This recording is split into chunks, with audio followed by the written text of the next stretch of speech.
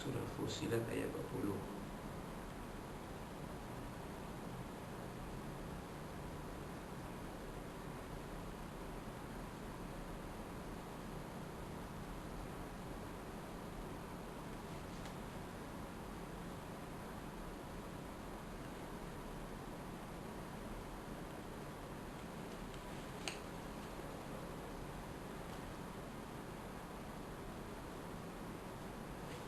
Dan 41. Syaitan rajim. I'malu ma syi'tum. Asal-Quran azim. Lakukanlah amalan kamu mengikut apa yang kamu kendaki.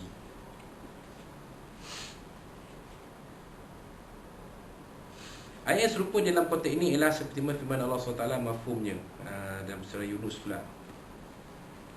Juga ayat 41 surah Yunus.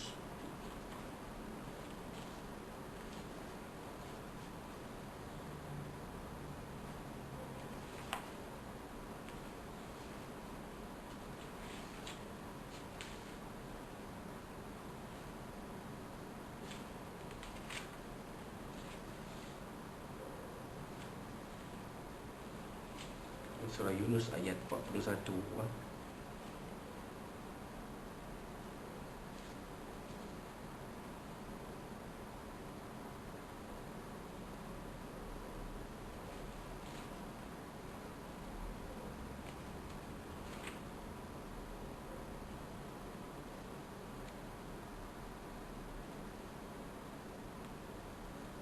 Ini dia A'udzubillahi wa in kadzabuka faqul li amali wa lakum amalukum antum bari'una mimma a'malu wa ana bari'um mimma tasta'malun.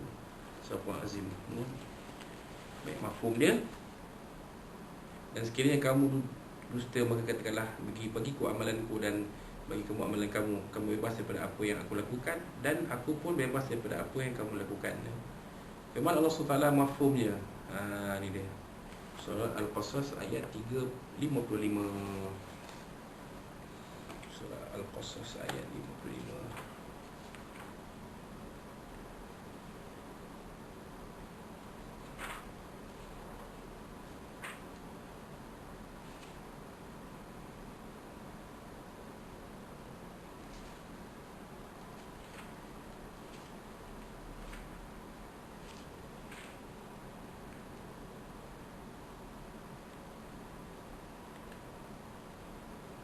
Itu dia.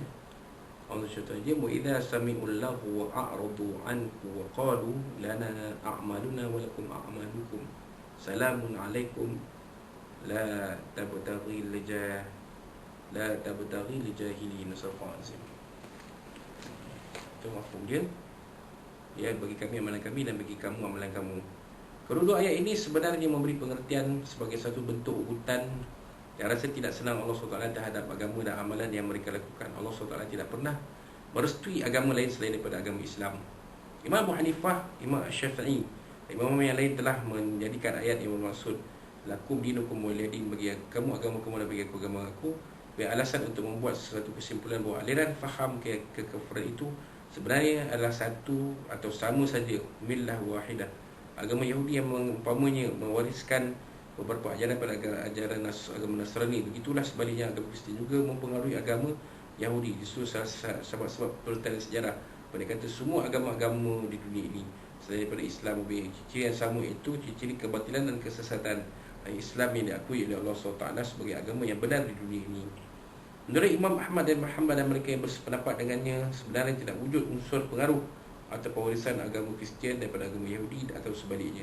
Perkara ini sebenarnya berdasarkan kepada dalil daripada hadis riwayat mereka Ibnu Ahmad, Ibnu Abu Dawud, Ibnu Majah daripada Amr bin Shu'aib daripada ayahnya dan daripada datuknya bahawa Nabi SAW telah bersabda, la yatawarathu ahallu millataini haqqa. Tidak tiada pewarisan antara penganut dua agama.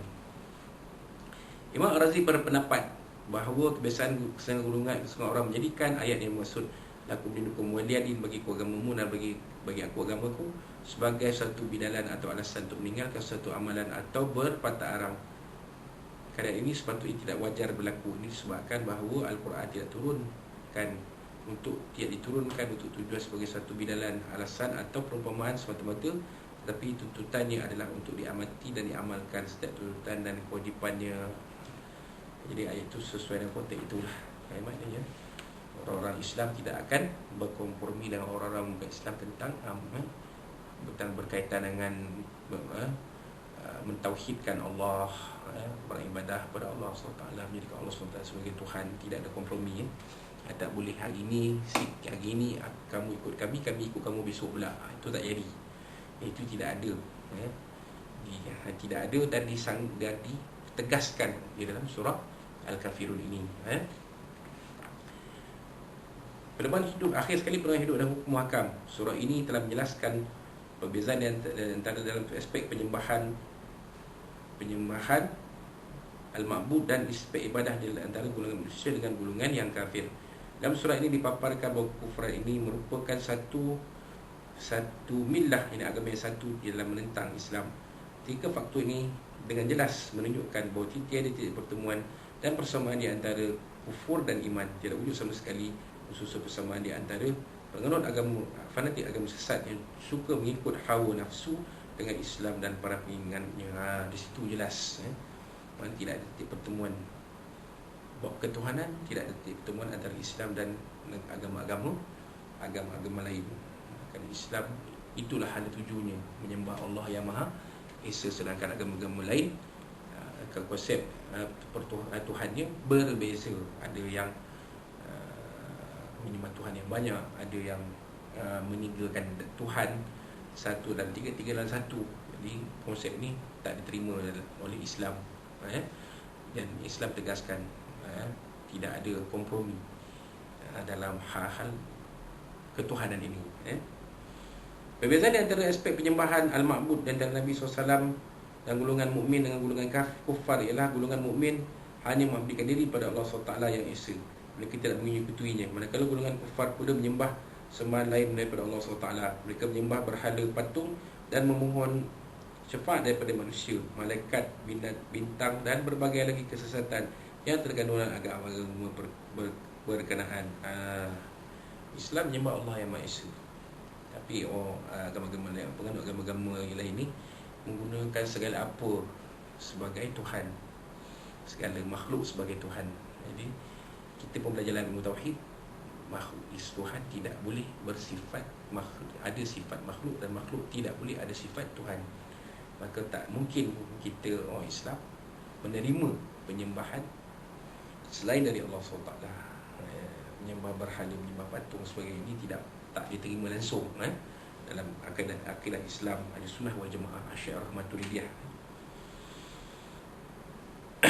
Antara pun perbezaan antara aspek ibadah dan golongan mukmin hanya mengabdikan diri pada Allah SWT yang penuh ikhlas. Mereka tidak syirik kepadanya dan tidak boleh lalai dalam mengerjakan ibadah menurut syariat seperti yang disyariatkan oleh Allah SWT pada hamba-Nya melalui cara yang diridhai oleh Allah SWT. Manakala golongan kufur dan syirik, mereka menyembah di dalam pengibadatan yang jelas berunsurkan syirik ini dalam berbagai bentuk yang mereka cipta sendiri dengan mengikut hawa nafsu mereka yang sebenarnya sama sekali tidak pernah diridhai oleh Tuhan Yang Maha Esa. Sebenarnya semua aliran kekufuran merupakan millah agama yang satu. Khususnya dalam tentang Islam ini adalah kerana Islam merupakan agama yang diakui oleh Allah SWT. Islam asasnya adalah tauhid dan ikhlas kepada Allah. Manakala semua aliran kekufuran yang mengenyai Islam atau tauhid adalah alasan yang berbaur dengan berbagai bentuk syirik yang menjadi sebab utama penyelewengan mereka dari tauhid yang sebenarnya. Jadi agama-agama lain ni, sebenarnya kita lihat jelas bahawa agama-agama yang lain ini tidak membawa konsep ketuhanan yang Maha Esa, ketuhanan yang Maha Esa, ketuhanan yang mengesakan Allah SWT. Malah konsep mereka tu bercampur aduk, bercampur aduk antara yang hak dengan yang batil, antara yang benar dengan yang salah. Maka kita semua Islam perlu ada pendirian yang tegas, dan kita tetap bertuhankan Allah yang Maha Esa, yang tidak akan berkompromi. Kita tidak akan ada tolak ansur dalam hal ini, dalam bab ketuhanan ini. Dan kita beritahu pada mereka, orang kafir, terpulang kepada kamu nak teruskan cara kamu, teruskanlah. Dan kami akan teruskan dengan cara kami. Walaupun di sana ada sifat hormat menghormati, tetapi kita tidak akan berkompromi. Kita tak akan kata agama Islam dengan agama lain ni sama saja. Di sisi Tuhan, di sisi Allah Ta'ala, ini tak betul itu. Di hadapan Allah, agama yang diakui oleh Allah SWT, inna dina indallahil Islam, agama yang diakui oleh Allah SWT, yang agama Islam, yang mana akidahnya bertuhan dengan Allah Maha Esa, syariatnya menyembah Allah Maha Esa, akhlaknya memiliki akhlak yang dibawa oleh Nabi SAW, ditunjukkan oleh Allah Subhanahu wa Ta'ala, akhlak sebagai khalifah yang memerahkan bumi ini. InsyaAllah mudah-mudahan Allah SWT akan memelihara akidah kita dan syariah kita dan agama kita, insyaAllah. Mudah-mudahan kekal kita dalam agama Islam sampailah kita dikurniakan Allah SWT syurga dalam akhirat nanti, insyaAllah. Jadi itulah hanya sedikit kupasan surah Al-Kafirun ini. Surah Al-Kafirun ini sebenarnya kita lihat tadi, surah Al-Kafirun ini adalah jawapan Allah SWT kepada untuk Nabi SAW jawabkan kepada pemimpin kafir Quraisy yang ingin mengajak kautim dan hal-hal ketuhanan. Kautim hal-hal ketuhanan tak ada dalam Islam, tidak ada kautim hal-hal ketuhanan ini. Maka ayat surah Al-Kafir itu mesejnya jelas di sana. Bahawasanya bab ketuhanan, pengabdian Tuhan, Islam tiada kompromi. Namun Islam tidak pula memaksa orang-orang manusia yang tidak beragama Islam untuk memeluk Islam. Kita tak paksa. Pulang pada mereka, berfikirlah, dan sekiranya Allah Ta'ala beri hidayah, hati mereka tentunya akan terbuka untuk memeluk agama Islam yang suci murni, insyaAllah. Itulah dia sedikit kupasan surah Al-Kafirun ini untuk tuan-tuan dan puan. InsyaAllah pada kuliah kita seterusnya kita akan sambung dengan surah An-Nasr, insyaAllah. Surah An-Nasr kita akan sambung nanti. Dan apa-apa pengajaran yang ada dalam surah Al-Kafirun ni kita kongsikan dengan isteri, suami, anak-anak kita, ahli keluarga kita, sahabat kita semua. Kita semua dan mereka akan mendapat manfaat daripada apa yang disampaikan ini. Dan mudah-mudahan kehidupan kita akan diberkati dari doa di rahmati Allah SWT, dan bahagia kita dunia sampai ke akhirat, insyaAllah. Amin ya rabbal alamin.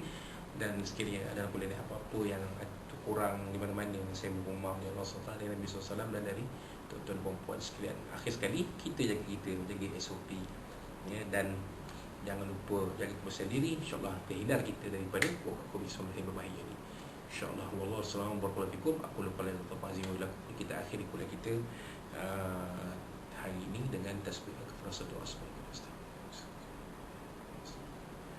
A'udzubillahi minasyaitonir rajim. Bismillahirrahmanirrahim. Alhamdulillahi rabbil alamin wa bihi nasta'in wassalatu wassalamu ala asyrafil mursalin Muhammad Allahumma arhamna wa tafadhal fi Allahumma ij'al kafir wa inna na'udzuka min syururihim. Allahumma badid Allahumma farik jama'u syatiqa wa tawzazil muslimin kilabi ya qahhar ya jabbar mutaqim ya Allah ya Allah ya Allah. Allahumma anzil kitab wa min azm al-ahzab yazib wa sunna la yanfa'u bisharah ma'rifah rabbana zina wa fahmika wa rabbana atina fid dunya hasanah وفي الآخرة حسنة وقنا عذاب النار ربنا عليك توكلنا وإليك نبنا المصير ربنا تقبل منا دعاءنا والسلام علينا ولقانا وعملا في هذا اليوم المبارك من شهر سفر البركة السميع العليم تعالى مولانا تتوبين فيها اسمنا تتوب فيها سبح الله والحمد لله رب العالمين.